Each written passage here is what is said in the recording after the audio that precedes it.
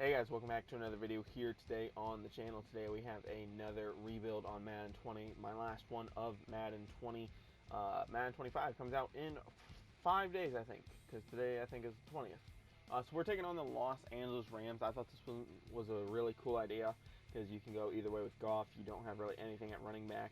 Outside of your top two receivers, you don't have much on offense. I mean, you can add Everett and Higbee, but they've been inconsistent at best.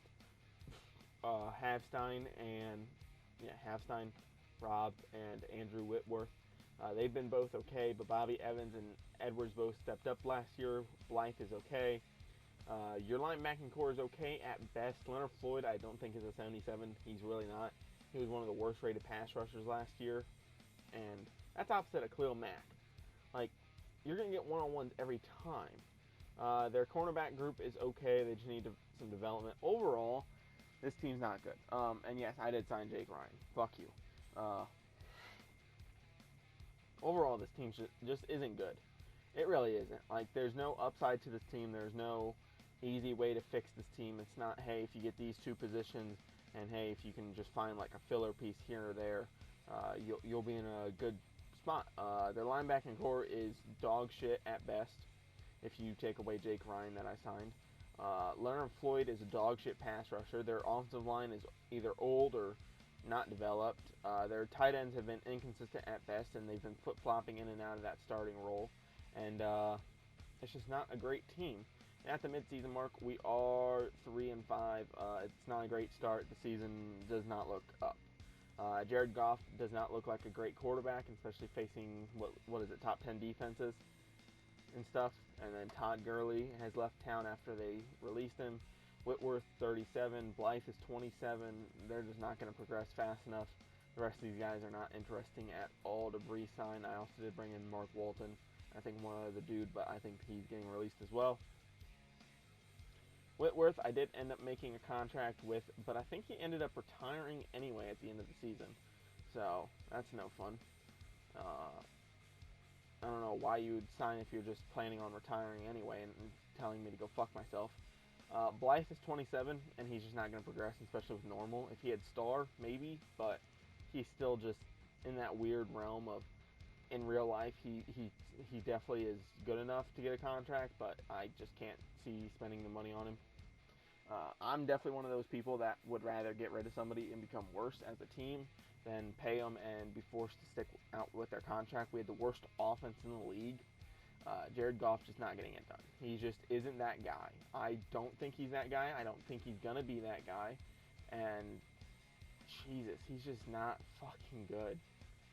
What is it with first overall picks at QB just not panning out recently? Because you got, what is it, Jameson, you got Jared Goff. You can technically throw Baker in there if you really want to. And then I think everybody else, there hasn't been a QB drafted number one besides those years, right? I don't think so. Yeah, no, because one was Myles Garrett. Another one was, what was it? Another one was Baker. Yeah, I don't think there's been a QB taken at number one. Was there a QB taken at number one this year? Was it? Yeah, it was Joe. But other than, the three that I just named, you can't really call out anybody else. So the stats look decent for our team. There's nothing special.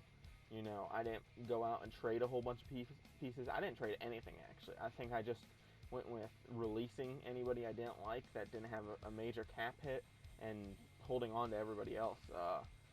There just isn't talent on this team. I'm sorry, Rams fans, but you guys are going to get passed by the Cardinals this year, and the Seahawks are going to continue to be good if they can put a decent team around Russell Wilson, and the 49ers have at least one more year of good play in them.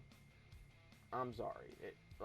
And here's the thing, the 49ers are basically going to turn into the Rams once a lot of their people start leaving. Because you have to think Richard Sherman's probably 2 years away from retiring, at best, okay? He's getting burnt playing cover 3. You're going to have to pay your defensive line, but then your offensive line's going to suffer. Joe Staley's out in a couple years. Now, granted, you did draft somebody, or you did sign somebody. I don't know. I don't remember who they got They got somebody on the O-line, and then Mike McGlinchey. They didn't re-sign, I think, Mike Pearson. They still have Weston Richburn, but I think didn't he get injured last year? Um, George Kittle, they just re-signed. He's going to cost a bitch ton. Their running back group looks good for what they're paying. They got rid of Marquise Goodwin, but they still haven't found that true number one. Now Emmanuel Sanders and Deebo Samuel shell out last year, but you have Dante Pettis coming back. Is he going to fill into that role? Jalen Hurd is already out for the year. He had something happen to him. As we just go through a lot of basic players that we want to sign that just aren't going to really be much help. We did end up getting Kareem Hunt for a $550K contract, which is huge. Some of these edge rushers and offensive linemen are huge as well, coming in on $550K contracts. We did take a free safety in Cedric Dickerson, and you'll see why. He's number 1. We took him at number 8. He's 6'3", 22 years old, zone, Alabama, 202 pounds. As we do trade in Henderson as my fucking whatever Samsung tablet goes off. And we're going to take a QB here, Riley Curran, improviser out of Texas, 6'4". Kind of reminds you of Sam Ehlinger in a way, I guess. And we're going to take Lamar Felder here as well, number 2 in the class. He's an edge rusher. He's great. And then we're going to take our last guy, DeJuan Quinton, out of Mississippi State, power guard. Didn't quite get the other guy that we wanted on the board, but that's perfectly fine as well. Gonna trade the rest of the picks away as we don't need them. All they do is cost me money.